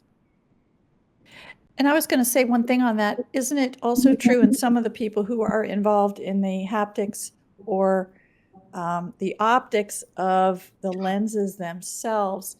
That is absolutely right. There have been huge advances in the headsets themselves. Now, of course, with like what Bree was saying, with the changeover so many times, that means there are a lot of older headsets out there that people are not able to take advantage of some of the newer ways that those cameras work. But that is my understanding. A lot of that has to do with how they function, and the more dialed in they are, the less sick that you can get. And I have had 3 headsets, and some of them are versions from like 2018, and the difference between that and a Meta Quest 3 is like light years.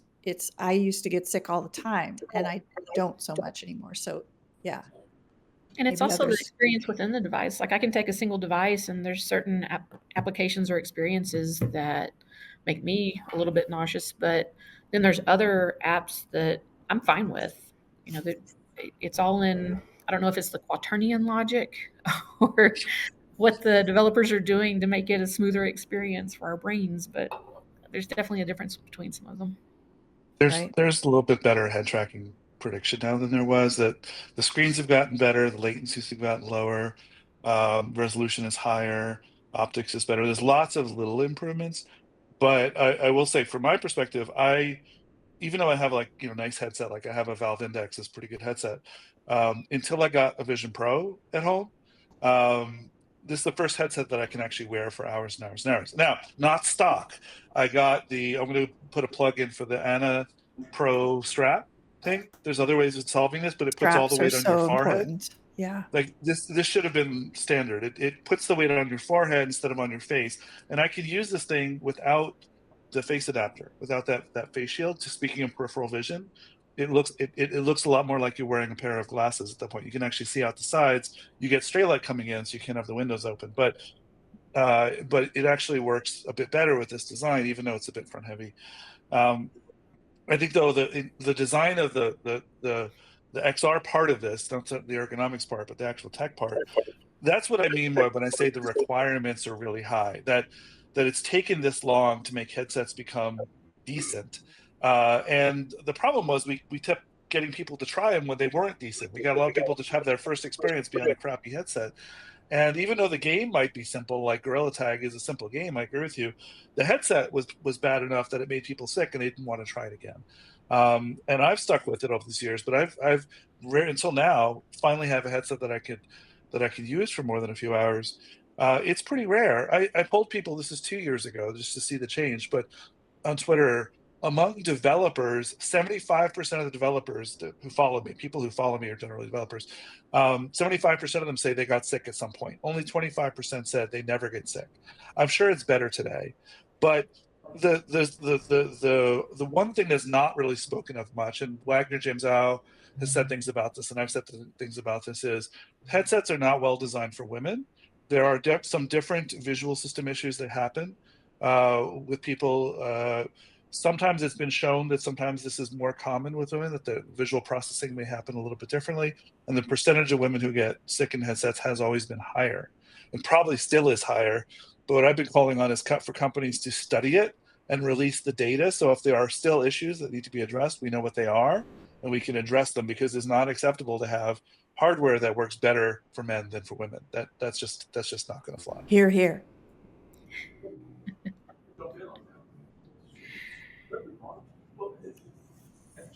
Just keep talking? Okay.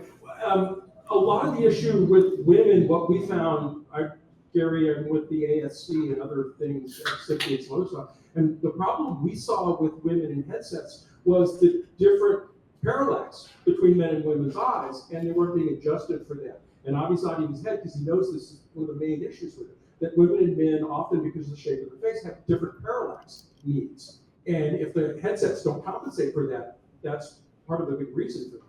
Just because we're kind of close on time here, do you want to ask your question? Okay, my question actually is a little bit more about the response for educators post-COVID. Ron had numbers that were biased by COVID in the chart he ran, because his initial estimation of business development money that went into production of AR and XR product was biased because it was the first year after COVID. That would have been money that had been allocated by corporations in COVID, and then the 2 segments after that were all about the same if you take out the Magic Leap. Now, to that add, the children have now been trained to learn virtually. We have a whole generation of children that have been trained to learn virtually now. And this is the starting point for what we're talking about. This is the initial effort for being able to actually teach children in an XR and VR environment, because we've now kind of got them conditioned into working in a virtualized space for education. Your question is? That's the question. Does anybody else feel that way? Do you see that having this resource of a number of children, being trained in virtualized education to come up and do that? Do you, as the people in the room, see that as a development? When these children get to a certain point, these devices are going to be much more popular. I would say definitely yes. I mean, a lot of the work that we do, especially when we do work on the entertainment side, mostly for Meta, is geared towards the younger audience. And just speaking from my own experience, like my nieces and nephews love VR. It's like none of them have it, but they're obsessed with it. Every time they see me, it's like, we want it, like, did you bring VR headsets? Do you have the latest ones? Like, how many did you bring? And then they disappear for however long, I see them, which is, so I think that there is an incredible interest, especially I would say kind of in this kind of people, kids that are kind of 17 to 14 right now, that are kind of being exposed to this.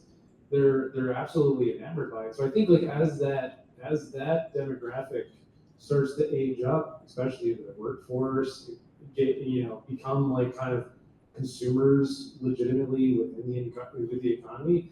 I mean, they're gonna be very interested, I think, in this technology, both for social experiences, for entertainment, also for work and productivity, and it's just gonna all continue to blossom from all that. So yeah, I'm really encouraged, and I would like to see these companies who are creating headsets doing a lot more work to get these headsets into schools, into places where people can actually experience this and learn. Go ahead.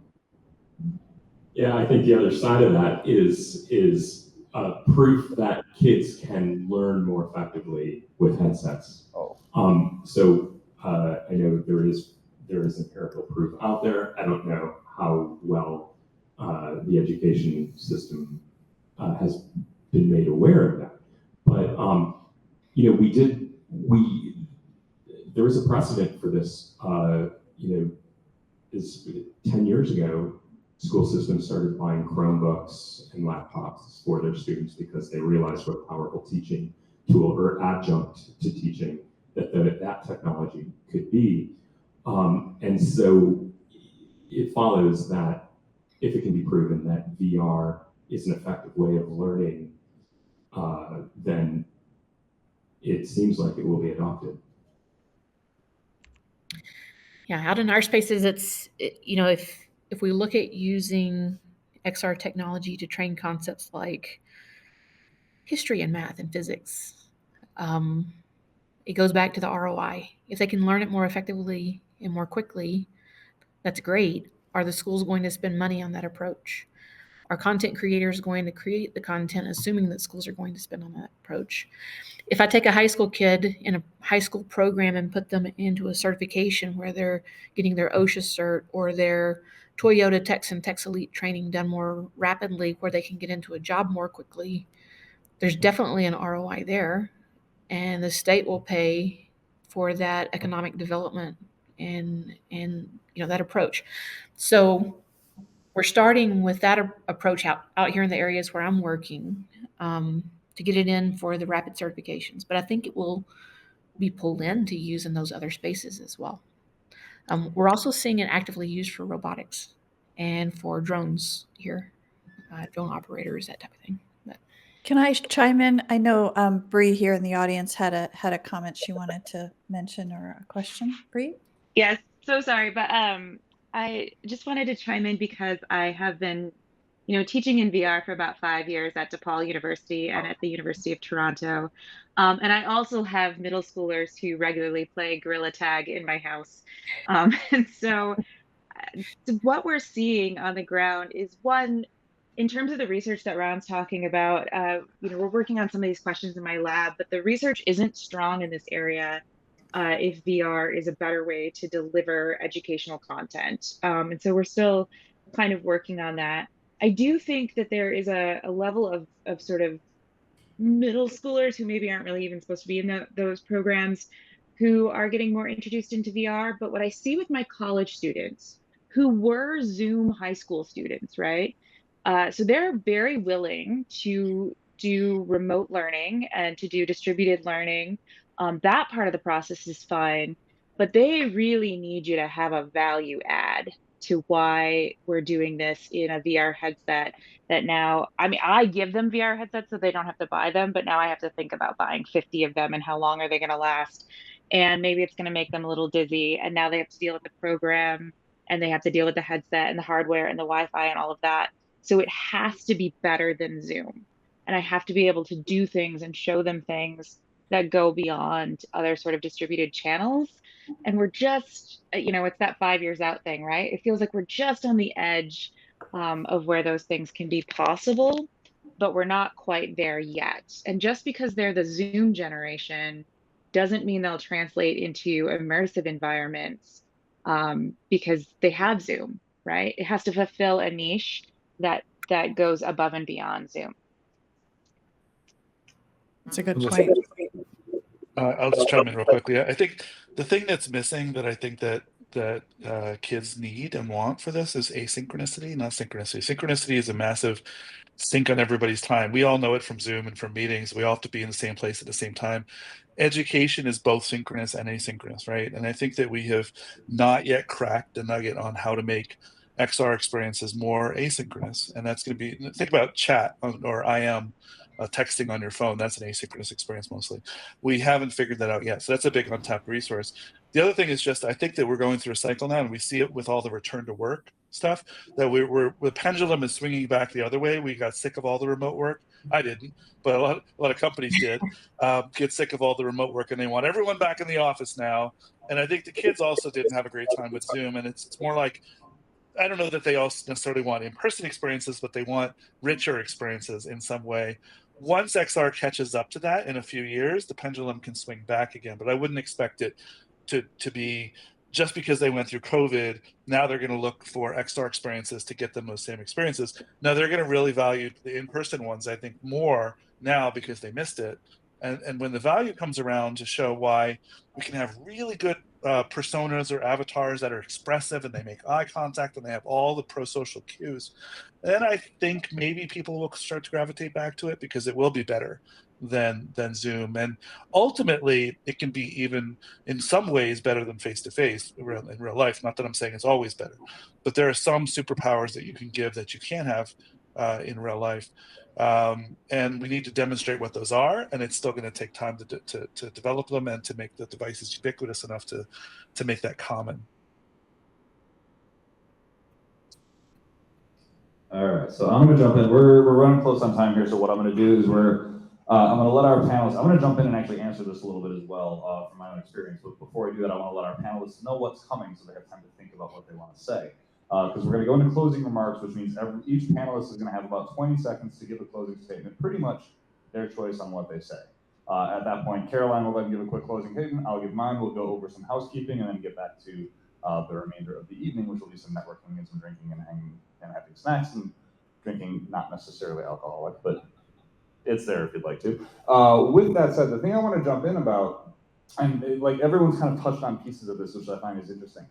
Avi brought up the asynchronous aspect of it. The thing that I've kind of said that I want to see, and I mean, I'd love to build it, frankly, but I don't know how to get the funding for this, is I want to see Khan Academy in VR, where you basically have an AI algorithm that knows your learning style, knows how to, the more you interact with it, the more it learns about how you learn, allows you to advance at different subjects at different paces. It can track your interests. It can teach you the way that is most effective for you to pick up subjects.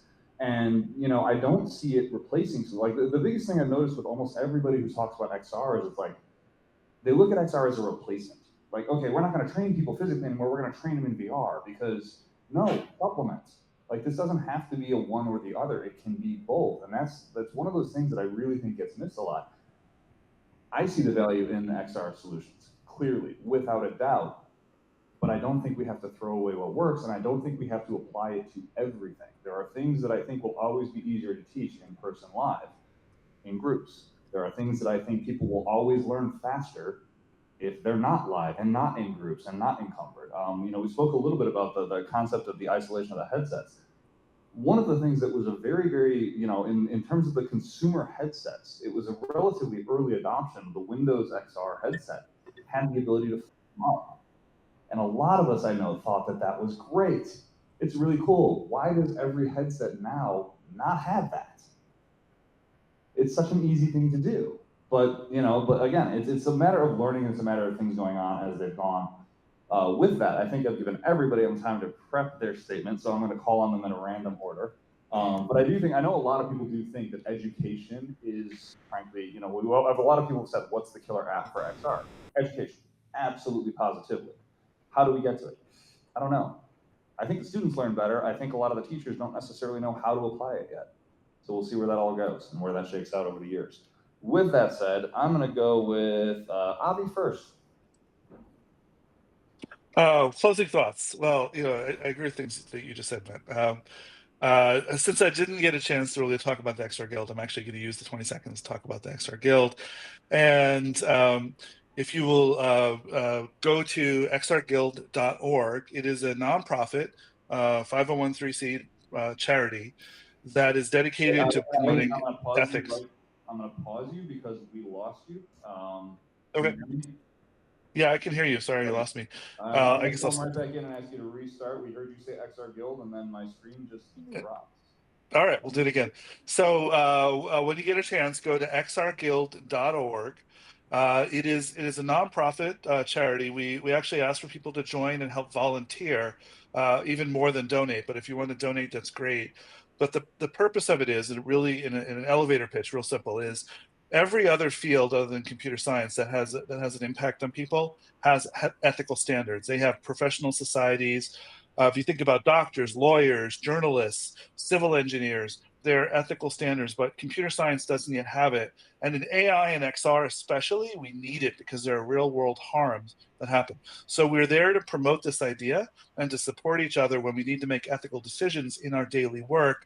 We're there to provide the information of what mistakes have been made in the past and how can I learn from them so we don't make those same mistakes again. So we're helping all of that, and we'd love for people to join. come and volunteer or donate and help promote the idea of ethics in the field. It's very inclusive, very diverse, and we would love to have you join us. Thank you, Avi. Ron, next. So industry, I am. It's someone. I am super bullish on. We're losing some audio here, Matt. Yeah. I'm not sure if you can Shelley hear. and Caroline, can you both mute, please? Because I think I'm seeing feedback from one of you, but I can't tell which one. Testing. Okay, seems better. Okay, so I was just saying that I'm actually pretty bullish on the direction that Meta is currently going. Not necessarily a big fan of the company or its founder, but where they're going with the Ray-Ban glasses and Project Orion is super interesting to me. It's all about situational awareness driven by AI and agentic AI, basically, that promises to be providing us with the information and the experiences and the knowledge that we want and need when we want and need it. And so, that's the future I want for XR. And so I'm bullish on the direction they're going and believe in it. All right, Shelley. All right, I'd like to use my 20 seconds to say thank you to everyone who attended tonight and for the questions. It's obvious from the questions that you're informed and passionate about this technology, which all of us here on the panel, I think, really appreciate. Encourage you to get in touch with additional people in the industry. It's a small industry space still, and a very friendly industry space. It's one of the things I love about this industry. And if there's ever anything that I can help with, or connections, or anything along that line, please reach out. But thank you for joining us tonight. All right. I would say that I'm really just always super excited with what keeps showing up in the industry. I started, about 10 years ago myself. But with some of the advancements that we're seeing, we are continually closer to it really being valuable for people. And I think a lot of us who have been working in this industry have shown in sort of, often sort of like isolated use cases, but extreme value for those companies that have like really embraced this tech. And so I'm just really encouraged for more companies to start using this. I feel like this whole past year, we've had a lot of new companies want to work with us. And so if you're working in an industry and you think that this technology might be useful for you, it is. And so, I guess I would leave that with, seek out developers, seek out companies that can help you build on the value that you can use with XR. And I'm excited for the next 5 years, the next 10 years. So. Thank you, Scott. Okay, Caroline. I think I had to think hard about this one, and I think I'm going to come back with, I actually am pretty bullish about the combination of AI and blockchain and spatial computing. I know that we talked a little bit about blockchain before. I just think that they all need each other in a lot of ways. And so I think it'll be interesting to see what happens in the next several years. But yeah, that's my thought. All right, thank you. So before I get to my closing remarks, first of all, can I get a round of applause for all of our presenters?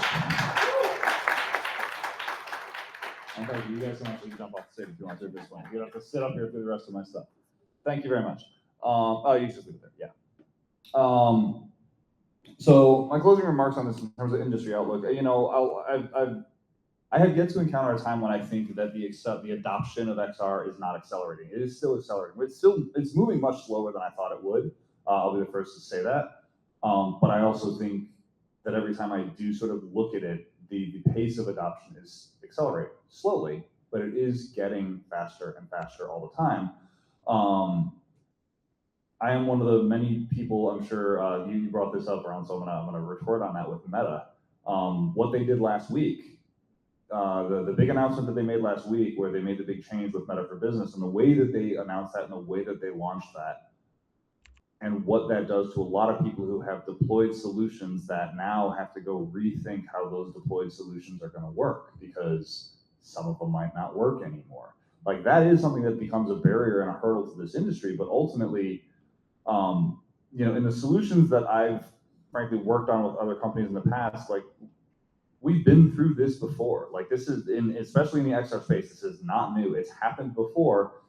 And so we kind of expect it at this point. And, someone else spoke to, I think it was Bree's question, and Shelley spoke to this a little bit too, the longevity of the solution.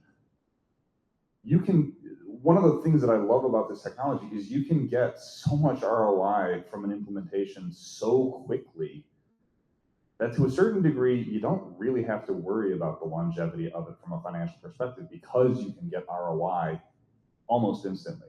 You do have to plan for rolling with these changes that are going to happen, and ultimately, frankly, to a certain degree, expect them. They're going to change. This is a young technology. It is constantly evolving. You're going to have to upgrade the hardware.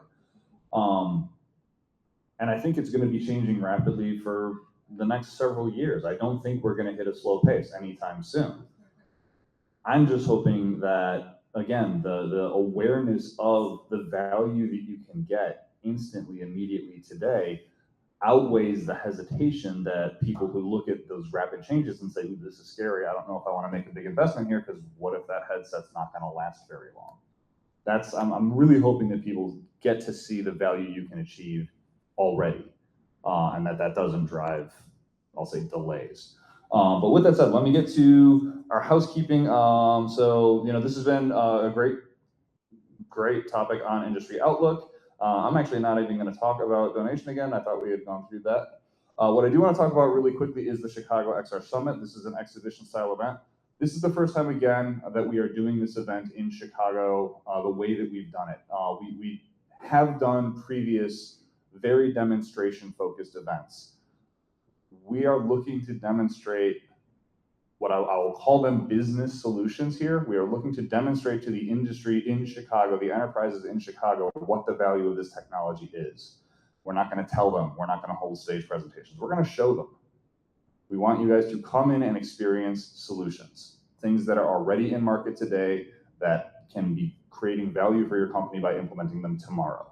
And we want to, frankly, wake Chicago up to this, because I've been out to Augmented World Expo several times. I've been to other summits and other conferences, and I will say that the awareness in Chicago in particular seems very low of the value you can get for this technology.